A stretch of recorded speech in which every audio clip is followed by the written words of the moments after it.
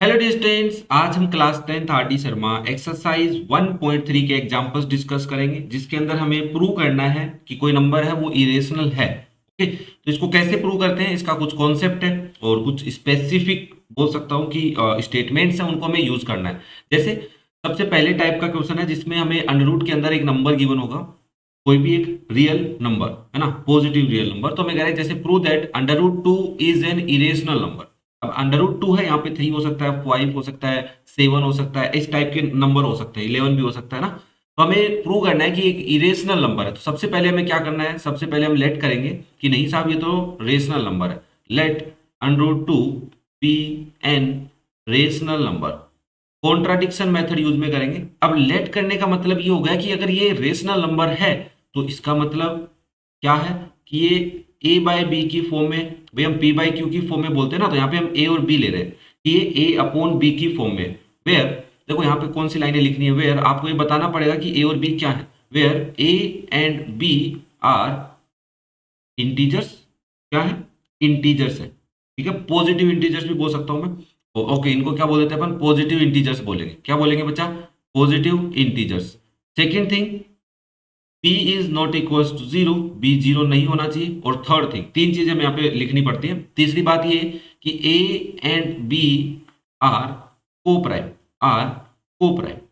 क्या ये तीनों बातें समझ में आ गई? पहली बात तो ये बतानी है कि दोनों इंटीजर्स है, पॉजिटिव इंटीजर्स है। आप किसी भी क्वेश्चन में अगर a अपॉन बी लेते हैं तो वहां पे बताना है कि वो दोनों पॉजिटिव इंटीजर्स है। दूसरी बात, डिनोमिनेटर जीरो नहीं है। और थर्ड थिंग, ये तो दोनों नंबर्स हैं a and b, A and B are coprime. Coprime होने का मतलब है कि ए और बी का जो एचसीएफ है वो क्या है, 1 है। अब हम यहां पे ही खेलेंगे कि ए और बी को प्राइम है। हम कैसे भी करके ये शो कर दें कि ए और बी को प्राइम नहीं है, मतलब इन दोनों का कॉमन फैक्टर 1 के अलावा कुछ और भी है। ओके, यहां पे लॉजिक फंसा हुआ है। देखो तुम रट लेते हो, मानता हूं ये बात, रटी जाती है, बट साथ साथ में लॉजिक भी तो पता होना चाहिए कि करना क्या होता है। अब हमें इसको सोल्व करना है और इसको कैसे भी करके अंडर रूट हटा लेना है। तो कैसे हटाएंगे सर, अंडर रूट हटाने के लिए तो स्क्वायर करना होगा। तो हम करते थे स्क्वायरिंग बोथ साइड। क्या करते हैं, स्क्वायरिंग बोथ साइड्स, दोनों साइड स्क्वायर कर लेते हैं। अगर दोनों साइड स्क्वायर करोगे तो ऐसा ही लिखोगे, क्या, अंडर रूट टू का स्क्वायर होगा और इधर ए अपॉन बी का होल स्क्वायर होगा।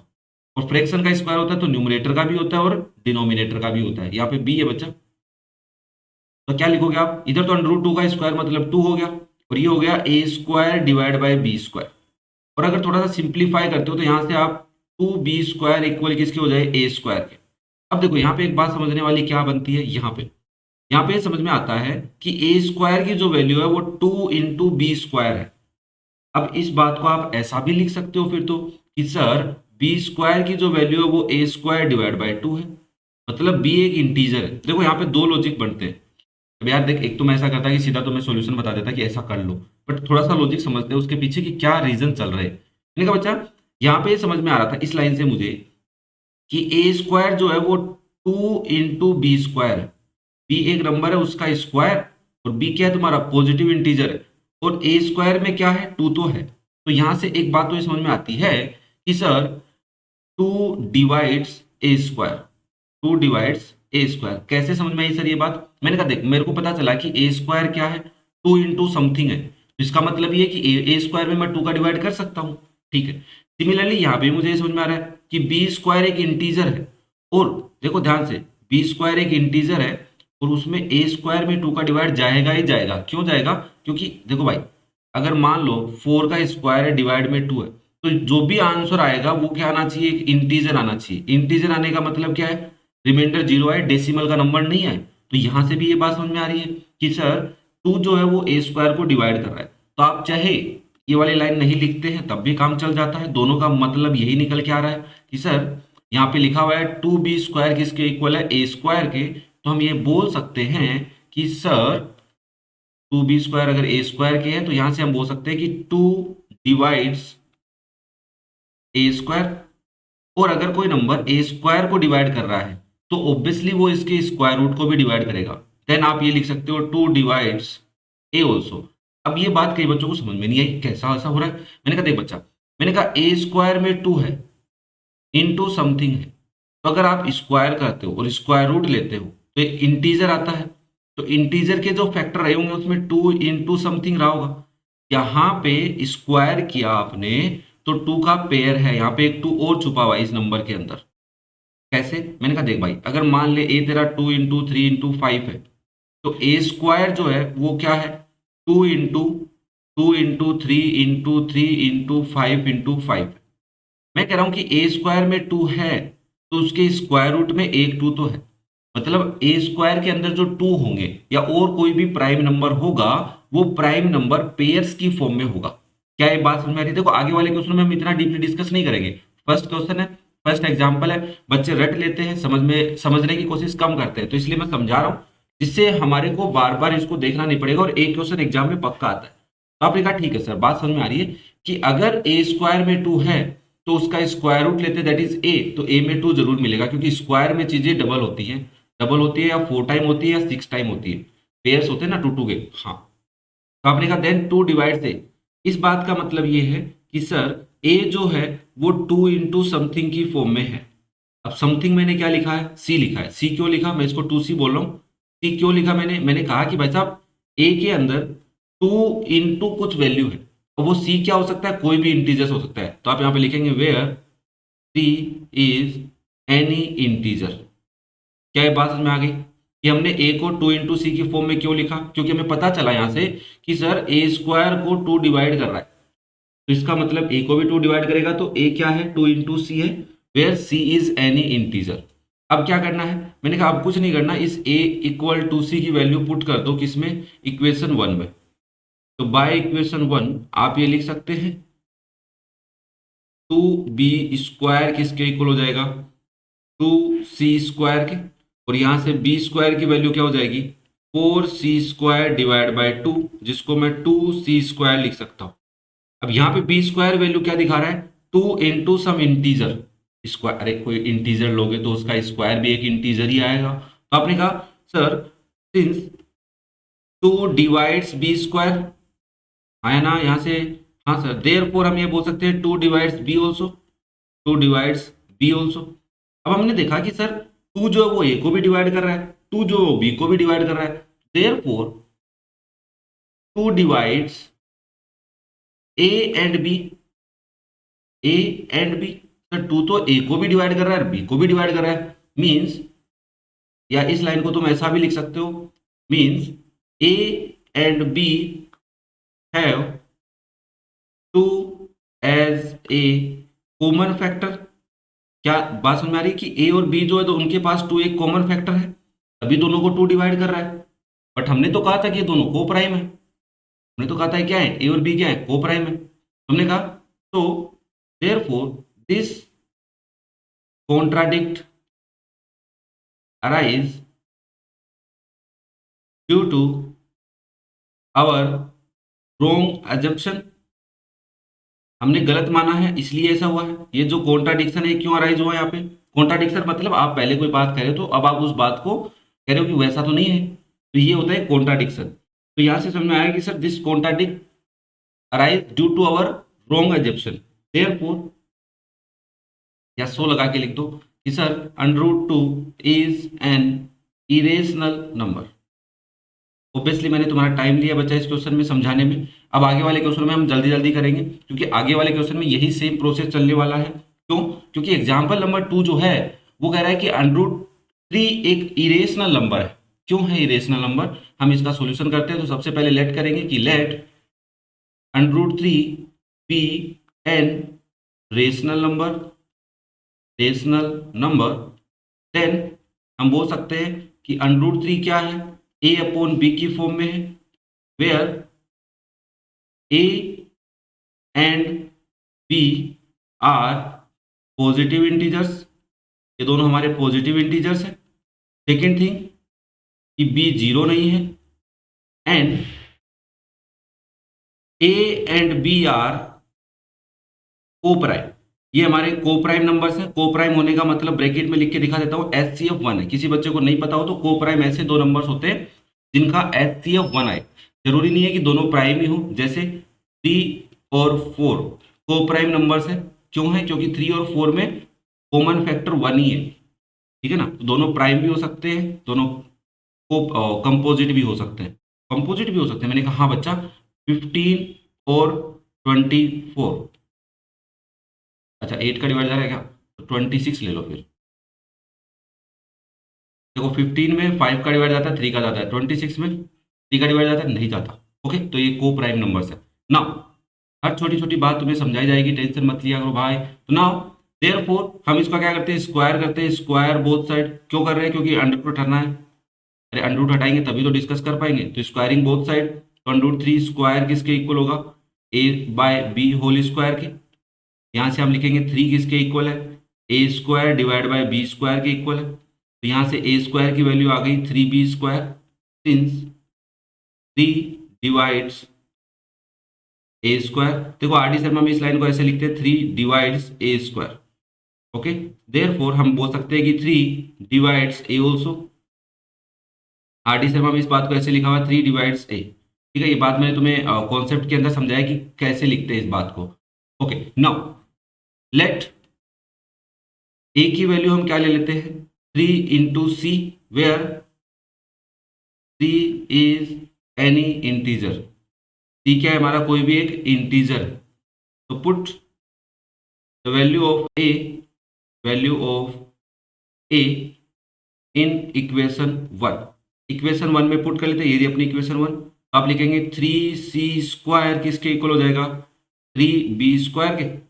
और यहाँ पे हो जाएगा 9c स्क्वायर किसके इक्वल, 3b स्क्वायर के। तो बच्चा अगर मैं b स्क्वायर की वैल्यू निकालूं तो क्या आएगी, 9c स्क्वायर डिवाइड बाय 3। तो आप लिख सकते हैं 3c स्क्वायर। तो b स्क्वायर में क्या है, 3 इंटू समथिंग है, तो आप बोल सकते हैं since 3 divides b square also. और इसको ऐसा लिखोगे 3 डिवाइड्स बी स्क्वायर। ये तो बस समझाने के लिए कि आर डी शर्मा में ऐसा लिखा हुआ है, उस लाइन का मतलब ये है। देयरफॉर हम यहाँ पे लिखेंगे कि 3 डिवाइड्स बी ऑल्सो, बी को भी डिवाइड करेगा। तो हमने कहा देखो भाई, हमने पहले एक चीज नोटिस की कि 3 divides A, 3 divides B, it means A and B have common factor 3। A and B have common factor 3, मतलब ए और बी के पास कॉमन फैक्टर क्या है, 3 है।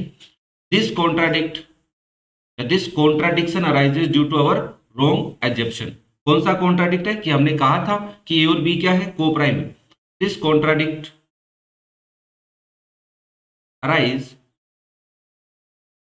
Due to our wrong assumption that A and B are coprime. ये दोनों को prime है, ये हमने माना था, उसकी वजह से ऐसा हुआ है। तो under root 3 is an irrational number, is an irrational number. भाई देखो, डायरेक्ट तुम ये नहीं कह सकते रेशनल है, या रेशनल को कैसे शो करते हैं, है ना, रेस ए और बी कॉमन फैक्टर आ गए। यहां तक इस बात से हम बोल पा रहे हैं कि सर ये नहीं है, तो इसका मतलब ये ए अपॉन बी की फॉर्म में भी नहीं है, और ए अपॉन बी की फॉर्म में नहीं है, मतलब ये रेशनल नहीं है। ओके, नेक्स्ट देखो, 3 अंडर रूट 2 इज इरेशनल। अब हमारे पास क्या आ गया सर, 3 इंटू समथिंग आ गया, मतलब अंडर रूट के अंदर एक नंबर होगा, उससे कोई नंबर मल्टीप्लाई होगा। तो इस टाइप के क्वेश्चन को कैसे करना है, तो इसके लिए सॉल्यूशन में आप सबसे पहले कहेंगे कि let 3 under root 2 is a rational number. पहली बात तो यही लिखेंगे। अगर ये रेशनल नंबर है तो क्या लिखेंगे, 3 अंडर रूट 2 किसके इक्वल है, ए अपॉन बी के इक्वल है। हाँ सर। दूसरी बात, where A and B are positive integers. तीनों लाइनें लिखनी है अपने को, positive integers, b is not equal to 0, और third thing a and b are coprime. ठीक है, ये लाइन तो याद ही रखनी है। इसको प्राइम होने का मतलब मैं बता देता हूं कि एचसीएफ क्या इन दोनों का 1 है। अब हम इसको अगर सोल्व करें तो मैं यहां से देखो स्क्वायर करूंगा, एक तरीका तो ये कि हम स्क्वायर करें, बट नहीं, क्योंकि हमें पता है अंडर रूट 2 क्या है, रेशनल है, तो हम इसको इरेशनल है ना, तो अंडर रूट 2 की वैल्यू निकाल लेते हैं। वो क्या आती है, ए अपॉन 3b। तो ये 3 मल्टीप्लाई में उधर जाएगा, डिवाइड में तो नीचे आएगा। हमने कहा कि ए और बी क्या है, इंटीजर्स है। तो इंटीजर, अगर ए इंटीजर है, इंटीजर को डिवाइड कर रहे हो 3 इंटू इंटीजर से, तो हम यहाँ पे कहेंगे since A B and 3 are integers, है ना? हाँ सर। Therefore under root 2 is a rational number, है ना भाई? हाँ सर, ये तो बात सही है कि इंटीजर्स को डिवाइड करने पे रेशनल बनेगा। हाँ, ये भी लिख सकते हो यहाँ पे, और तुम यहाँ पे कोमा लगा के लिख सकते हो therefore a upon 3b is rational. इसकी वजह से हम बोल पा रहे हैं कि अंडर रूट 2 भी क्या है, रेशनल है। But since under root 2 is a irrational number, is an irrational number, therefore this contradiction arise, हाँ कॉन्ट्राडिक्ट या कॉन्ट्राडिक्शन एक ही बात है, कॉन्ट्राडिक्स लिखा हुआ है आर डी शर्मा में, हम कई बार देखते हैं कहीं पे कॉन्ट्राडिक्शन लिखा हुआ होता है, तो एक ही बात है ना। This contradiction arises due to our wrong assumption. अब कई बच्चे यहाँ पे सोचेंगे कि सर हमें क्या अंडर रूट 2 को इरेशनल दिखाना पड़ेगा यहाँ पे? नहीं, ये एक फैक्ट है। ये क्या है? एक फैक्ट है। ये क्या है हमारे पास? फैक्ट। सिंस हम यहाँ पे समझा रहे हैं कि साहब ये ऐसी बात है कि अंडर रूट 2 तो एक इरेशनल नंबर है। क्या एक इरेशनल नंबर है, बट हम कह रहे हैं अंडर रूट 2 एक रेशनल है, तो ये तो कॉन्ट्राडिक्शन हो गया। क्यों हुआ? Our wrong assumption. So 3 under root 2 is irrational. Okay, देखो यहाँ पे अगर तुम प्रीवियस ईयर्स के क्वेश्चन देखोगे उसमें गिवन होता है, या हमें गिवन किया गया है, क्योंकि बच्चों को कई बार डाउट रह जाता है कि यार हमें ये भी शो करना पड़ता है क्वेश्चन में। नहीं, तुम्हें बस जो क्वेश्चन पूछा है उसके बारे में बताना है, उसमें जो फैक्ट है उसको तुम्हें यूज में लेना है। जैसे एग्जाम्पल नंबर 4 की अगर मैं बात करूं, एग्जाम्पल नंबर 4 में कह रहा है कि अंडर रूट 5 इरेशनल है। अब हमें प्रॉपर शो करना पड़ेगा कि अंडर रूट 5 क्या है, इरेशनल नंबर है। कैसे शो करोगे? सेम प्रोसेस है जैसे एग्जाम्पल नंबर 1 और 2 में किया। तो आप सबसे पहले लेट करोगे कि let under root 5 be a rational number, ये एक रेशनल नंबर है।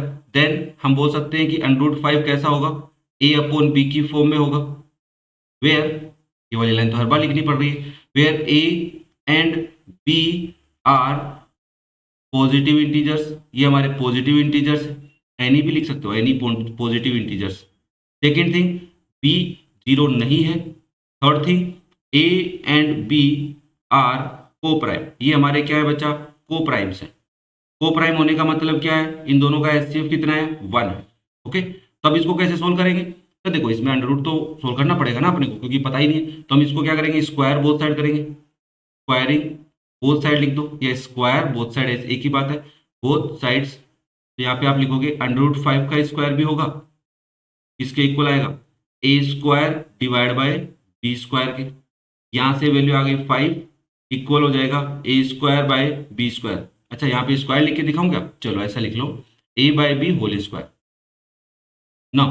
यहाँ से ए स्क्वायर की वैल्यू क्या आ जाएगी, 5 B square, since 5 divides A square, therefore 5 divides a also, 5 divides a also। Hence हम बोल सकते हैं कि लेट कर लेना चाहिए हमारे को a को क्या, कि 5 into C, where c is any integer. I think ये बात क्लियर होती जा रही है, कोई दिक्कत नहीं है हमारे को कि सर a जो है वो 5 इंटू समथिंग की फॉर्म में है, मतलब a के अंदर 5 है। ओके ठीक है, अब क्या करेंगे सर, ये इक्वेशन 1 है, तो put the value of a in equation 1, put the value of a in equation 1।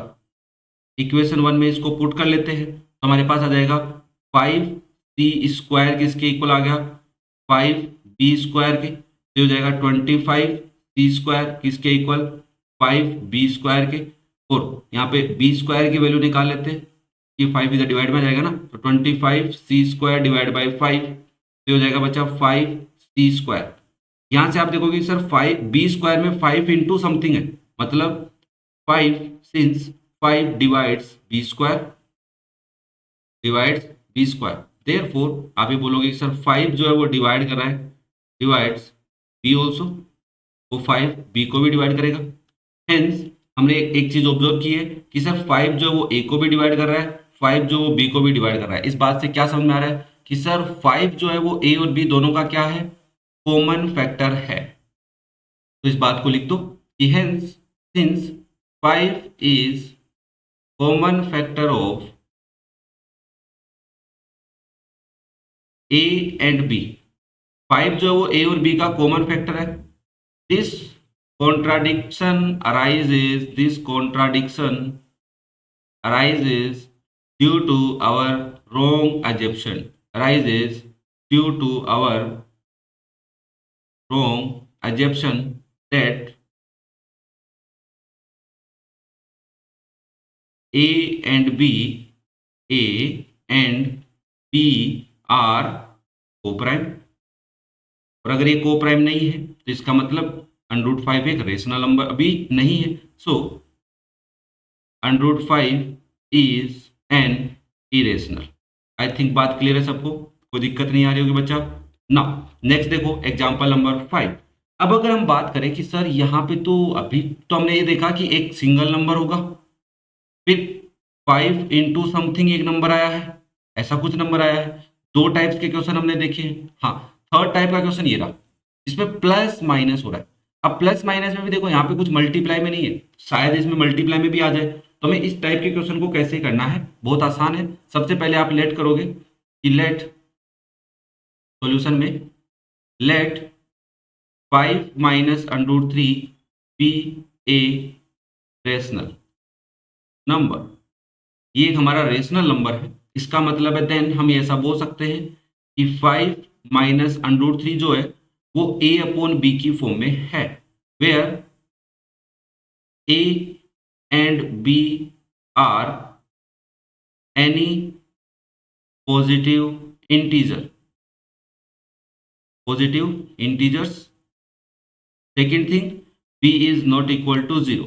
और इस टाइप के क्वेश्चन में हमारे को को प्राइम लिखने की कोई जरूरत नहीं है, आसानी से क्वेश्चन हो जाता है। ओके, तो अब देखो तुम्हें करना क्या है, तुम्हें कुछ नहीं करना, तुम्हें ये सोचना है कि सर √3 हमें दिख रहा है यहाँ पे साफ साफ कि एक इरेशनल नंबर है, तो क्यों ना इसको हम क्या बनाए, √3 इक्वल समथिंग बना ले। देखो प्रीवियस में भी हमने एक क्वेश्चन किया था जिसमें मल्टीप्लाई में था, तो बस यही कॉन्सेप्ट लगाना है। तो आपने कहा सर √3 नेगेटिव है यहाँ पे, तो पॉजिटिव बनाने के लिए उधर ले जाते हैं और इस a अपॉन बी को इधर ले आते हैं। तो ऐसे हो जाएगा क्या, 5 माइनस a अपॉन बी किसके इक्वल आ गया, √3 के इक्वल। अब थोड़ा सा इसको सिंप्लीफाई कर दो, क्या करेंगे, एलसीएम ले लेंगे। तो √3 किसके इक्वल हो जाएगा, इधर तुमने एलसीएम लिया b और ये आ गया 5b माइनस a।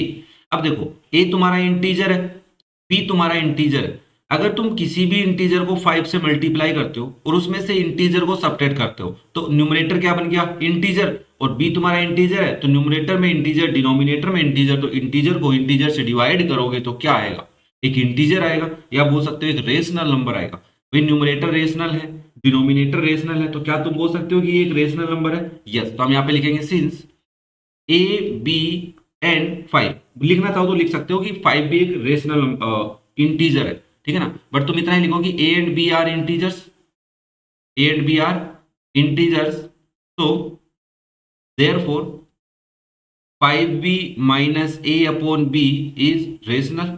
ये हमारा क्या हो जाएगा, रेशनल हो जाएगा। इसका मतलब इधर वाला पोर्शन रेशनल है, तो हम ये कह रहे हैं कि √3 क्या है, इज रेशनल नंबर। अरे क्या हम यही कहना चाह रहे हैं कि ये क्या एक रेशनल नंबर है, बट ऐसा तो नहीं होता। हाँ सर, सिंस √3 इज इरेशनल, √3 तो इरेशनल है। Okay, irrational number. तो therefore this contradiction arises, this contradiction या contradicts arises due to our wrong assumption that 5 minus √3 is a rational number, है ना। हाँ सर, ये कॉन्ट्राडिक्शन तभी आया है जब हमने कह दिया था कि 5 माइनस √3 क्या एक रेशनल है। ओके, मतलब हमारा एजम्पशन गलत था, तो देयरफॉर हम ऐसा बोल सकते हैं कि 5 minus √3 is irrational number. I think बात क्लियर हो गई होगी भाई। तो हमने यहाँ पे क्या समझा है कि सर जब हमारे को किसी नंबर के अंदर प्लस माइनस मल्टीप्लाई में √3 दिखे सिंगल, तो हमें बस सिंप्लीफाई करके अंडर में जो नंबर है उसके सामने कोई वैल्यू लेके आनी है और वो वैल्यू हमारी रेशनल शो हो जाती है, जिससे हम बोल पाते हैं कि सर ये तो गलत बात है ना। जैसे एग्जाम्पल नंबर 6 को देखो, 3 प्लस 2√5 है। क्या करोगे सबसे पहले, सर सबसे पहले हम करेंगे कि लेट, ये क्या एक rational number, let 3 plus 2√5 is a rational number. और अगर ये रेशनल नंबर है तो हम लिख सकते हैं देन कि 3 + 2√5 जो है वो a अपॉन b की फॉर्म में है, where a and b are positive integers. ये दोनों क्या है हमारे पॉजिटिव इंटीजर्स है। और दूसरी बात बी जीरो नहीं है। थर्ड थिंग, तुम लिखना चाहो तो लिख सकते हो, कोई दिक्कत नहीं है कि ए एंड बी आर को प्राइम। लिखना चाहोगे तो गलत नहीं होगा। ओके, देन हम इसको थोड़ा सिंप्लीफाई करते हैं। सबसे पहले 3 को उधर ले जाते हैं तो यहाँ पे बचेगा 2√5, किसके इक्वल हो जाएगा a अपॉन बी -3 के। अब हमें पहले इधर सोल्व करना पड़ेगा एलसीएम लेके, फिर ही 2 डिवाइड में आ सकता है। तो 2√5 किसके इक्वल हो जाएगा, एलसीएम आया b, ये हो जाएगा a -3b। और यहां से √5 निकालोगे तो कितना आएगा तुम्हारा a -3b divide by 2b। यहाँ पे तुम क्या समझाना चाहते हो, यहाँ पे हम ये समझाना चाहते हैं कि sir a and b are integers, ये हमारे इंटीजर्स है। देयरफॉर ये जो नंबर है a -3b divide by 2b is rational number. ये हमारा रेशनल नंबर बनेगा। क्यों, ऊपर भी इंटीजर नीचे भी इंटीजर, तो ये रेशनल है। इसका मतलब ये होगा कि √5 इज रेशनल। बट ये ऐसा तो नहीं होता, √5 तो is irrational, but √5 is irrational number. ये तो एक फैक्ट है। अरे फैक्ट है कि नहीं कि √5 एक इरेशनल नंबर है। तो ये कॉन्ट्राडिक्शन क्यों आया, दैट आवर रॉन्ग एजम्पशन। तो हम नेक्स्ट स्लाइड पे लिख देते हैं, this contradiction arises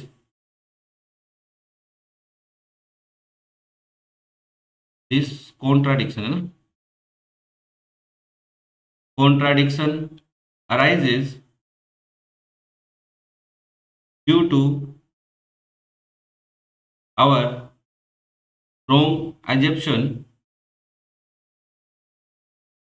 that 3 + 2√5 is a rational number. Therefore, 3 + 2√5 is an irrational. I think बात क्लियर है। सेकेंड टाइप, थर्ड टाइप का क्वेश्चन करना आ गया, मल्टीप्लाई वाला समझ सकते हो और एडिशन सब्ट्रैक्शन वाला समझ सकते हैं। अब अगर हम बात करें एग्जांपल नंबर 7 की, तुमने यहाँ पे देखा सर दोनों साइड में अंडर रूट है। ओहो, ये कैसे करें। तुमने देखा दोनों साइड वाले में भी सेम, लगभग कुछ प्रोसेस सेम है, बट थोड़ा सा चेंज करना पड़ेगा। कैसे, सॉल्यूशन में हम लेट करेंगे सबसे पहले कि let √2 + √5 be a rational number. ये हमारा एक रेशनल नंबर है। देन हम ऐसा लिख सकते हैं कि √2 + √5 किसके इक्वल हो जाएगा, a अपॉन b के इक्वल हो जाएगा, where a and b are positive integers. ये दोनों हमारे क्या हैं, पॉजिटिव इंटीजर्स है। साथ में एक बात और लिख देना कि b is not equal to 0। अब हमने कहा अगर √2 उधर ले गए तो भी काम नहीं चल रहा। फिर एक बच्चे ने दिमाग लगाया कि सर अगर हम इसका स्क्वायर करते हैं, क्या करते हैं स्क्वायर, इस पूरे का स्क्वायर करते हैं तो √10 निकल के आता है। या फिर बोल सकता हूं कि हमें 2 इंटू, देखो a है प्लस b है तो 2ab आएगा, उसमें √ का नंबर बनेगा। एक तरीका तो ये। दूसरा तरीका क्या है कि एक काम करो ना, एक को उधर भेज दो, बस सिर्फ एक को, कौन से को भी भेज दो तुम्हारा मन करे उसको। तुमने कहा ठीक है सर √5 को उधर भेज देता हूँ, a + b को, a अपॉन b को इधर ले आता हूँ, तो ये हो गया √2 - a अपॉन b किसके इक्वल आ गया, √5 के। हमने कहा अगर स्क्वायर करता हूँ तो ये तो स्क्वायर हट जाता है √5 का, तो स्क्वायर रूट हट जाएगा ना स्क्वायर करने पे। तो हम एक बार स्क्वायर करते हैं तो square both side, square both sides. इससे होगा क्या, इससे ये हो जाएगा कि √2 - a अपॉन b स्क्वायर किसके इक्वल आ गया, √5 के स्क्वायर के इक्वल आ गया। हाँ सर, अब यहाँ पे एक आइडेंटिटी लग रही है, कौन सी लग रही है, a - b स्क्वायर क्या होती है भाई, a square plus b square minus 2ab होती है। लगा दो भाई फटाफट। तो आप लिखोगे √2 का square plus a upon b square -2 into √2 into a upon b किसके इक्वल आ जाएगा, √5 का स्क्वायर क्या होगा, 5 होगा। √2 का स्क्वायर 2 होता है, प्लस a बाई बी का square a square by b square होता है, minus 2 √2 into a upon b हो जाएगा। इसके इक्वल आ गया 5। हमने कहा इस एक्सप्रेशन में √2 दिख गया, तो बाकी सभी टर्म एक साइड में तो रखो √2, बाकी सभी टर्म्स को किधर ले जाओ, आरएचएस में ले जाओ। तो कैसे सोल्व करेंगे, देखो सबसे पहले 2 और a² / b² को उधर ले जाता हूं, तो ये क्या हो जाएगा -2 √2 a/b, तो इधर रह गया, उधर क्या आ गया 5 -2 -a² / b²। क्या ये बात क्लियर है सबको? हाँ सर, कोई दिक्कत नहीं है। मैंने कहा यहाँ पे -2 √2 ab है, इधर 3 -a² / b² है। अगर मैं यहाँ पे देखूँ √2 की वैल्यू चाहिए मुझे, तो a/b उधर जाएगा, 2 भी उधर जाएगा, हाँ है ना? हाँ सर जाएगा, बट इधर एलसीएम ले लो पहले। तो मैंने कहा ठीक है भाई, इधर एलसीएम ले लेता हूँ, b² आया, ये बचा 3b² - a²। और अगर इधर मेरे को सिर्फ √2 रखना है, तो 2 तो डिवाइड में, ए बी डिवाइड में, और b जाएगा ऊपर मल्टीप्लाई में।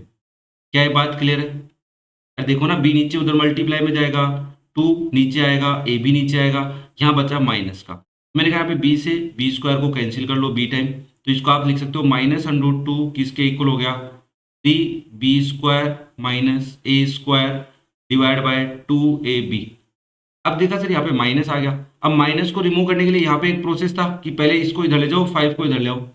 अगर वो कर लेते तो ठीक है, वो नहीं करते हो तो यहाँ से माइनस साइन इधर भेज दो, तो मल्टीप्लाई में आएगा, तो √2 किसके इक्वल हो जाएगा, देखो -3b² - a² divide by 2ab। इसको तुम क्या लिख सकते हो, ये माइनस अंदर ले जाओ, तो √2 किसके इक्वल हो जाएगा तुम्हारा, प्लस का a² हो जाएगा, माइनस अंदर जाएगा तब, और माइनस का 3b² हो जाएगा divide by 2ab। I think calculation में कोई दिक्कत नहीं है, इतनी तो कर ही सकते हो यार तुम। अरे इतनी कैलकुलेशन तो कर ही सकते हो। ओके सर हो जाएगा। मैंने कहा देखो भाई, ए बी तुम्हारे इंटीजर्स है, तो इंटीजर का स्क्वायर -3 इंटू इंटीजर के स्क्वायर से मल्टीप्लाई करके सोल्व करोगे तो ऊपर इंटीजर आएगा, नीचे इंटीजर इंटू 2, ये भी इंटीजर आएगा। तो आप कहेंगे since a and B are integers, ये तो हमारे इंटीजर्स हैं। मैंने कहा ठीक है भाई, therefore a² - 3b² divide by 2ab is rational. है ना भाई, रेशनल कब होता है, जब ऊपर इंटीजर नीचे इंटीजर। देयरफॉर या सो √2 is a rational number. But ऐसा तो नहीं है, अरे क्या √2 रेशनल नंबर है? नहीं है। This contradiction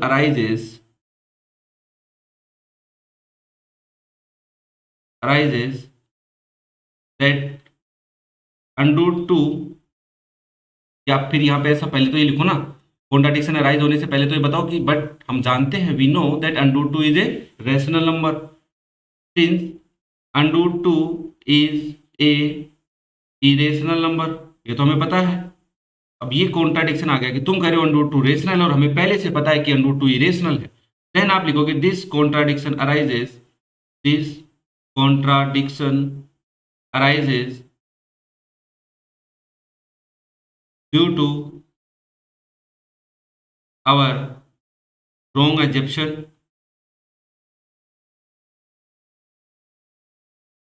therefore √2 plus √5 is an irrational number। अब देखो तुम्हारे को जितने भी टाइप्स के क्वेश्चन थे सारे तुमने कर लिए हैं, कौन सा भी क्वेश्चन आगे पीछे करके दे दो, तुम तो कंफ्यूज होने वाले हो नहीं, अगर तुमने ईमानदारी से इन क्वेश्चंस को देखा है तब और सुना है समझा है तो। नेक्स्ट देखो एग्जाम्पल नंबर 8। अब ये जो एग्जाम्पल है ना, ये वेरिएबल्स पे डिपेंड करवा दिया इसने, और बच्चे यहीं पे कंफ्यूज हो जाते हैं कि यार वेरिएबल आ गया, अब मैं क्या करूंगा। तो मैंने कहा कुछ नहीं करना, देखो आराम से इसकी कैलकुलेशन समझो, वही सेम प्रोसेस है कि सर ये नंबर है और ये नंबर है, और ये कह रहा है कि एक इरेशनल है। हमने कहा अंडर के अंदर एक नंबर प्लस अंडर के अंदर दूसरा नंबर, अभी तो किया एग्जाम्पल नंबर 7, वैसा ही तो है। तो हम क्या करेंगे सबसे पहले, सबसे पहले ऐसा बोलेंगे कि लेट कर लेते हैं कि अंडर के अंदर n-1 प्लस अंडर के अंदर n+1 is rational number.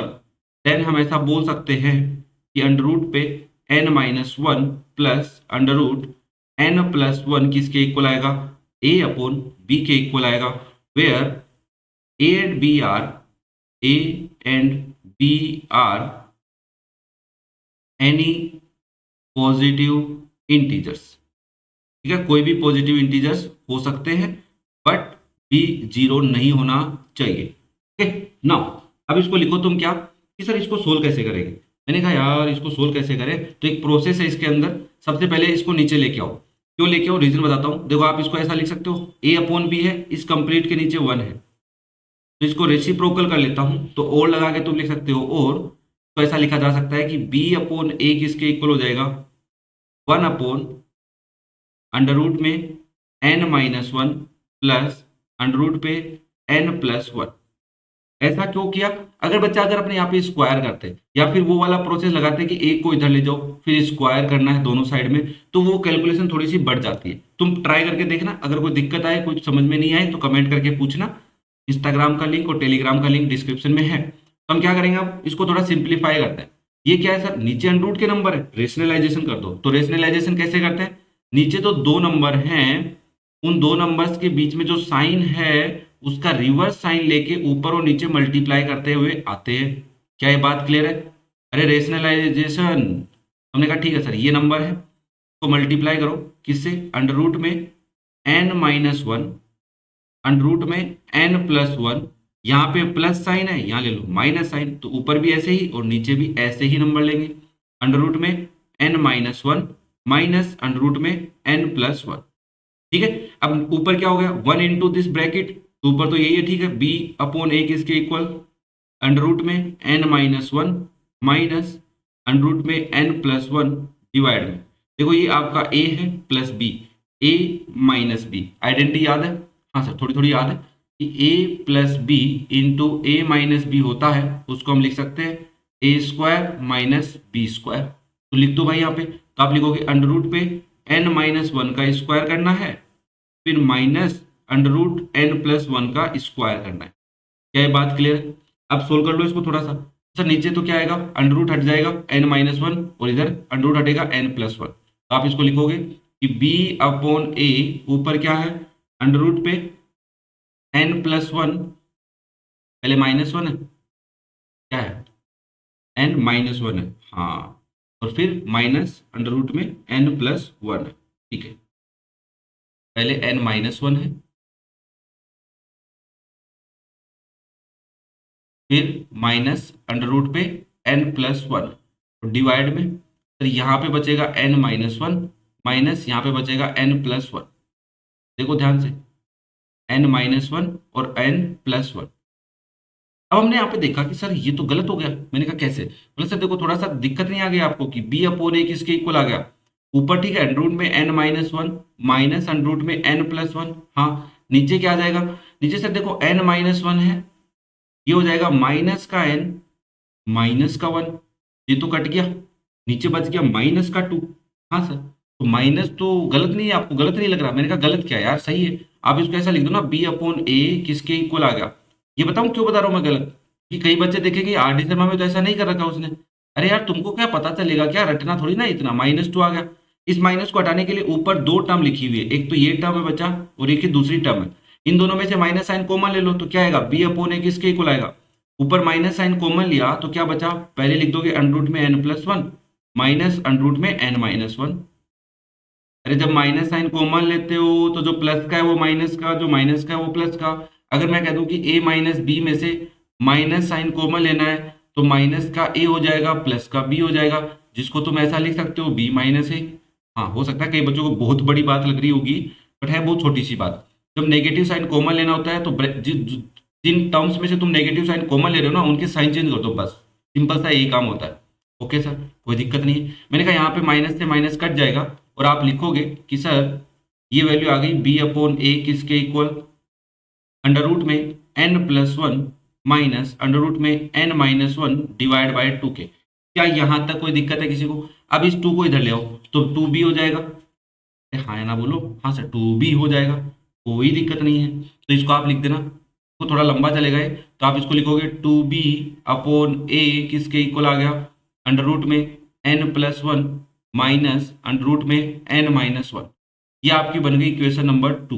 One कहाँ है सर, मैंने कहा वन ये रही, कहाँ है ये रही, मतलब ये वन हटा देता हूँ नीचे से। अब देखो यहाँ पे under root n minus one plus under root n plus one है, किसके इक्वल है, ए अपॉन बी के। ये इक्वेशन वन है। मैं यहाँ पे लिख दूंगा, इसको यहीं पे लिख लेता हूँ कि अंडर रूट में n minus one plus under root में एन प्लस वन किसके इक्वल है, ए अपॉन बी के। ये आपकी इक्वेशन वन है। अगर मैं इन दोनों इक्वेशन में देखूं तो sir n plus one n plus one n minus one n minus one है। हाँ सर, तो आपने linear equation in two variable पढ़ा है? अरे ऐसा कुछ पढ़ा है ना, a plus two b equal three, ऐसा। तो कैसे सोल्व करते हो सर, वेरिएबल्स इक्वल करते हैं, कांस्टेंट इक्वल करते हैं, एलिमिनेशन करते हैं, सब्स्टिट्यूशन करते हैं। तो वैसा ही काम अगर मैं यहाँ पे देखूं तो अगर मैं इक्वेशन वन और टू में क्या कॉमन है sir, under root n minus one और under root n minus one negative है, यहाँ पे पॉजिटिव है। तो अगर सब्ट्रैक्ट कर देता हूँ, सब ऐड कर लेता हूँ, सब्ट्रैक्ट क्यों करूँ, फिर मैं ऐड ही करूंगा ना, ऐड कर लेता हूँ, add equation one and equation two. तो क्या होगा सर, देखो ये दोनों तो कट जाएंगे, तो ये बचेगा two times under root n plus one किसके equal, two b upon a plus a upon B के। क्या ये बात क्लियर है सबको?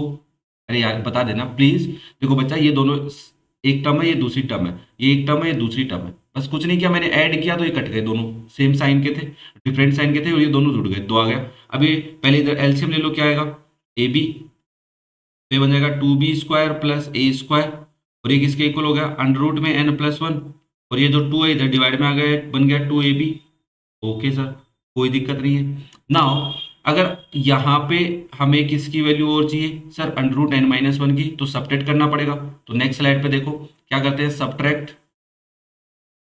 अब किसको किस में से करें सर, किसी को किसी में से कर दो, क्या तकलीफ है। मैंने कहा हाँ यार बात तो सही है, किसी को किसी में से भी कर दो। तो मैंने कहा मुझे तो under root n minus one और अंडर रूट इसकी वैल्यू चाहिए, तो इसमें से ऊपर वाली को equation, subtract equation two from equation one.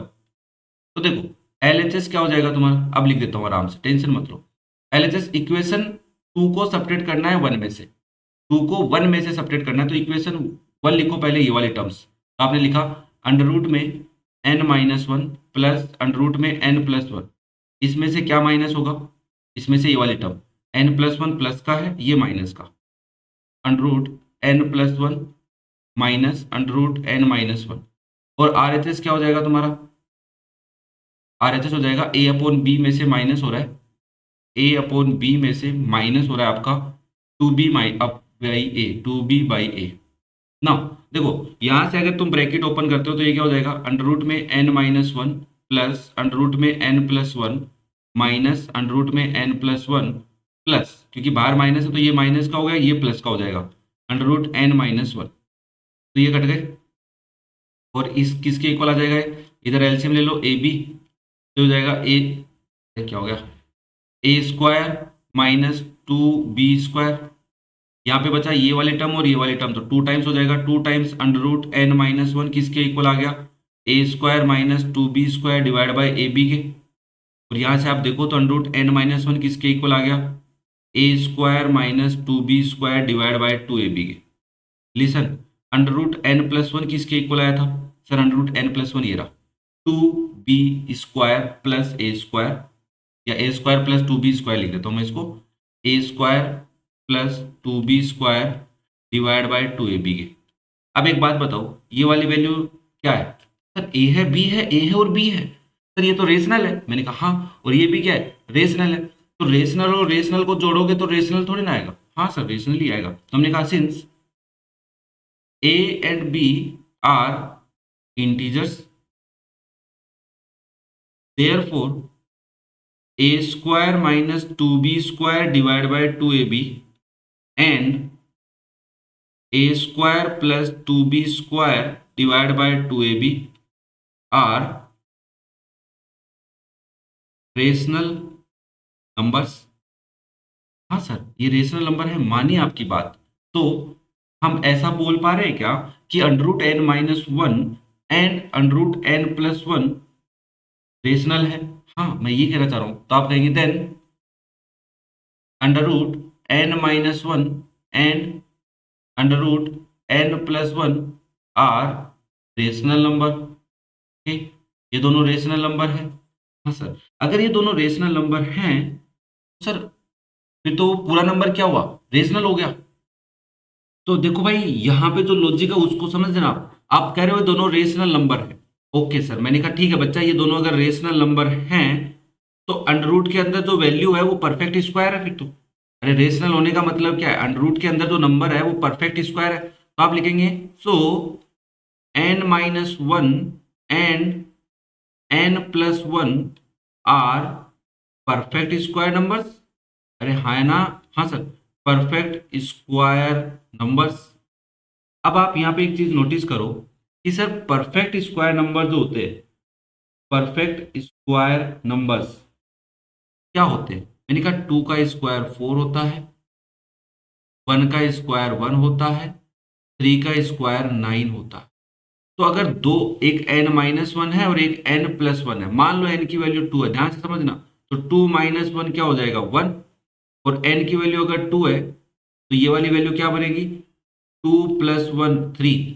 तो आप कह रहे हो कि ये 1 है और ये 3 है, क्या तुम्हें लग रहा है इन दोनों के बीच का डिफरेंस, क्योंकि दो परफेक्ट स्क्वायर नंबर्स के बीच का डिफरेंस मिनिमम कितना होता है 3 होता है, यहाँ पे उसके आगे तो बढ़ता ही जाएगा ना, 5 आ गया, फिर 4 का स्क्वायर 16 होता है तो ये 7 आ गया। दो परफेक्ट स्क्वायर नंबर्स के बीच में मिनिमम गैप कितने का होता है 3 का होता है, बट यहाँ पे तो मिनिमम गैप कितने का आ रहा है, मिनिमम गैप तो 1 का आ रहा है, क्या 2 का आ रहा है ना यहाँ पे, तो यहाँ पे ये तो परफेक्ट स्क्वायर नहीं हो सकते। तो आप यहाँ पे इस लाइन को कैसे लिखोगे, देखो यहाँ पे जो ऑब्जर्वेशन थी वो मैंने तुम्हें समझाई है। तुम जीरो ले सकते हैं सर एन की वैल्यू, मैंने कहा हाँ ले सकता है, क्यों, क्योंकि उसने हमें कहीं पे बताया तो नहीं है कि एन क्या है, ठीक है ना, पता है ना sir, no positive integer, so that there is no positive integer n, कोई भी पॉजिटिव इंटीजर एन, मतलब मैं एन की वैल्यू 1 ले सकता हूँ, हाँ ले सकता हूँ, तो कोई भी पॉजिटिव इंटीजर एन नहीं है जिसको लेने से आप इन दोनों को परफेक्ट स्क्वायर बना पाओ। तो आप यहाँ पे बोलोगे सर एन की कोई भी ऐसी पॉजिटिव वैल्यू पॉसिबल ही नहीं है, क्यों नहीं है, दिस इज, देखो मैं आर डी शर्मा की लाइन लिख रहा हूँ, this is not possible for any two perfect square numbers, two perfect squares differ at least by 3। भाई साहब कम से कम 3 का डिफरेंस आना चाहिए, तो ऐसा कोई भी possible two perfect square number नहीं बैठ रहे हैं, ठीक है ना, there is no positive integer n for this is rational, तो there is no positive integer n for which under root n-1 plus under root n+1 is rational।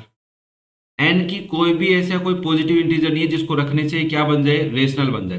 Question क्या था, क्वेश्चन यही था कि prove that this is irrational, but इसके अंदर एक छोटी सी लाइन लिखी हुई थी कि so that there is no positive integer n for which this is rational.